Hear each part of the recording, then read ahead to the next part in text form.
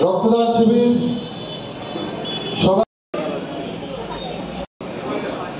আজকের সবাইকে আমরা পরিবহন দপ্তরের তরফ থেকে এবং আমার ব্যক্তিগত তরফ থেকে অনেক শুভেচ্ছা জানাচ্ছি এখানে উপস্থিত হওয়ার জন্য, এবং যারা ভেতরে রক্তদান করেছেন, রক্তদাতা, তাদেরকেও অনেক অনেক শুভেচ্ছা, অনেক অনেক অভিনন্দন জ্ঞাপন করছি।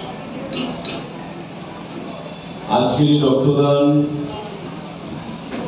এটা একটা বহুমুখী চিন্তা ভাবনা নিয়ে আমরা আয়োজন করেছি।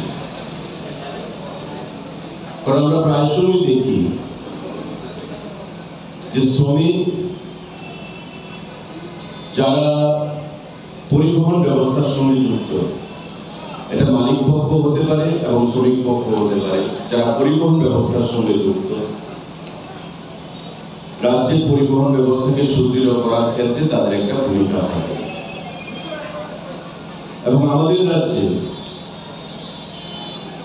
আমাদের সরকার গঠিত হওয়ার পর এবং দিল্লিতে আমাদের প্রধানমন্ত্রী মোদীজি প্রথমবার এবং দ্বিতীয়বার প্রধানমন্ত্রী হওয়ার পর আপনারা দেখেছেন যে পরিবহন ব্যবস্থা আরো সাবলীল হয়েছে, সংঘবদ্ধ হয়েছে, এবং সেটা আগের থেকে অনেকটাই মসৃণ হয়েছে।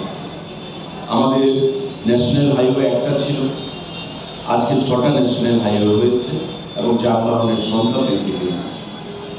আমাদের রেল যোগাযোগ ব্যবস্থা, রাজধানী এক্সপ্রেস থেকে শুরু করে কাঞ্চনজঙ্ঘা এক্সপ্রেস, আমাদের লোকমান্য তিলক এক্সপ্রেস, দেওঘর এক্সপ্রেস, তেজস, কিষান রেল, প্রতিটা ক্ষেত্রে আমাদের রেলের সংখ্যা বৃদ্ধি পেয়েছে।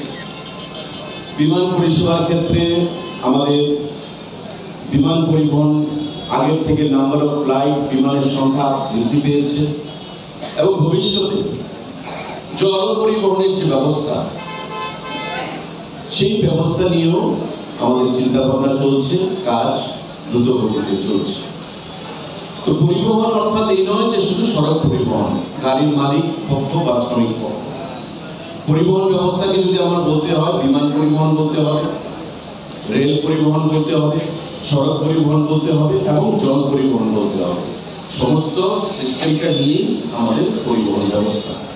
তো সেই পরিবহন ব্যবস্থাকে শক্তিশালী করার লক্ষ্যে, আমাদের সড়ক পরিবহন ব্যবস্থাকে শক্তিশালী করার লক্ষ্যে আমাদের যারা শ্রমিক ভাইরা আছেন বা আমাদের যারা মালিক পক্ষরা আছেন দাঁড়িয়ে, তারা উদ্যোগী হয়েছেন এই রক্তদান শিবির আয়োজন করার জন্য, এবং তাতে আমরা পরিবহন দপ্তরের তরফ থেকে সহযোগিতা প্রদান করছি।